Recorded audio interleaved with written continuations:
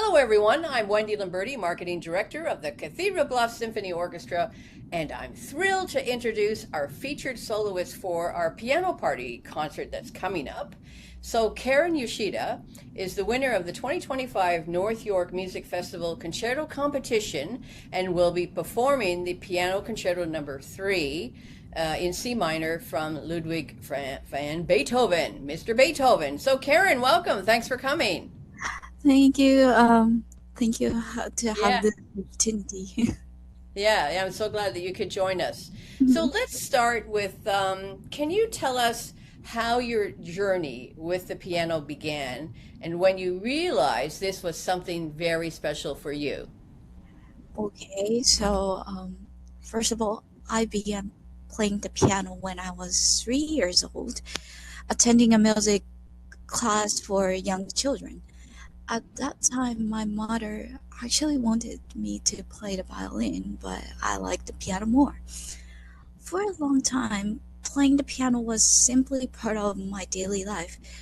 I enjoyed learning pieces and felt comfortable at the instrument, but I didn't immediately think about becoming a professional musician. Later, when I entered a music school for my secondary education, I began to see music differently. M- Meeting inspiring teachers and collaborating with other students made me think more seriously about music, composers, and also interpretation. That period was an important tuning turning point in how I approached music. Yeah, I see. I see. And so you did you start your studies here in Canada or somewhere else? Uh, so I started in Japan, and then um, when I was in third year, I've been to Chile, and I met a concert, the professor who is in the conservatory, and then when I was in um, like second like middle school and high school, I came back to Japan and studying for 6 years, and now I came here. Oh, okay, okay. So you've been So back and fro between Canada and Japan. Mhm. Well, that's wonderful. That's really interesting. So, what was it like winning the North York Music Festival Concerto Competition, and what did that moment mean to you? First of all, I would like to thank all the teachers who supported me, and also my family and friends, all of my surroundings. Without them, I wouldn't be here today. Winning the North York Music Festival Concerto competition division was very meaningful. I was happy, of course, but more than that, I felt grateful for all the guidance and support I had received. Competitions are challenging, but they're also an opportunity to share my music and learn from the experience. For me, it was an important step in my musical journey. Yeah. And what piece did you perform at the Music Festival Concerto Competition that where you won with? What piece were you playing? So, same piece. The same The piece that you're going to be doing here. So the Yes. Beethoven's Third Piano Concerto, which is one of my favorites. The third, fourth, fifth sometimes, but I love them. So what draws you to Beethoven's Third Piano Concerto? Why is this piece for you right for you right now? So this concerto was suggested by my professor, Dr. Michael Ish. When I first thought about performing a concerto, I wanted to take on something challenging, but since it was my first concerto experience, so I wanted to approach it step by step. Through studying this piece, I discovered how rich and profound it is. Its dramatic character and the C minor key, in particular, allow me to explore both emotional depths and express expressive power, which has been very inspiring. Winning the concerto competition was also special because it means I will make my debut as a soloist with an orchestra. It's a lot of pressure, but in a good way. Uh, Preparing this concerto has taught me patience, focus, and hmm, how to connect with the music on a deeper level. I feel this concerto has become a significant milestone in my musical journey. That's cool. That's cool. So the first movement is so intense and dramatic. So how do you personally approach bringing that energy to life? So, as you also said right now, the first movement has a very intense and dramatic character, and Beethoven was going through a difficult period in his life, struggling with his hearing and personal challenges, yet the music never feels defeated. Instead, it conveys determination and inner strength. The key of C minor used for many of his most powerful works, like pathetic sonatas, um, and more. I don't remember, um, but I think many musicians understand the pressure of pushing oneself. For me, this music not only conveys drama and intensity, it also reminds me of energy and life. That is the feeling I hope to bring to the performance. Yeah, yeah. Well, that's wonderful. We're gonna be looking out for that for sure. So Mm. what's been the biggest challenge in preparing the concerto? What has it what taught you as a musician? So that's a good question. So one of the biggest challenges has been the very detailed passage, like cadenzas, scales, and thirds. I've learned to appreciate the beauty of precision and clarity in performance. While it's important to play with feeling in a concerto, you also need to precise to bring out the full expression and work with the orchestra. I enjoy playing freely and following my own feeling, but a concerto requires both musicality and technical skills. Focusing on each note and shaping the phrases carefully has been challenging, but it has helped me grow. I'm still working on making my scales perfectly round and even, but I feel I've come closer to achieving my goal. Yeah, that's wonderful. It's you know, as a fellow musician, the importance of scales and the technique is like your ground. You know, like when you're making a pizza, you can't make a pizza without the pizza dough, or you can't make a pizza without the tomato sauce. It doesn't taste like pizza unless you have the dough and the tomato sauce. Similar to playing a musical instrument, that the scales are the base, you know, of everything. And That's repetition, repetition, repetition, repetition.